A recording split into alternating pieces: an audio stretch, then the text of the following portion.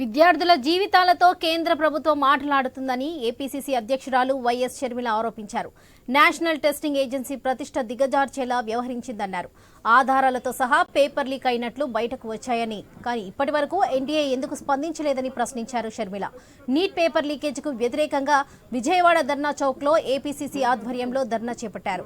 కేంద్ర ప్రభుత్వానికి వ్యతిరేకంగా పీసీసీ అధ్యక్షురాలు వైఎస్ షర్మిల నేతలు ధర్నాలో పాల్గొన్నారు. కమిటీల పేరుతో కాలయాపన చేస్తారా అని షర్మిల ప్రశ్నించారు. సిబిఐ విచారణ జరిపించాలని డిమాండ్ చేశారు. నీట్ పేపర్ లీకేజ్ ఘటనపై పవన్ కళ్యాణ్, చంద్రబాబు సమాధానం చెప్పాలని షర్మిల కోరారు. ఈ రోజు నీట్ విషయంలో కూడా మళ్ళీ అదే జరుగుతుంది. బీజేపీ పార్టీని ఒక్కరు కూడా ఎందుకు ప్రశ్నించలేదు అని అడుగుతున్నాను.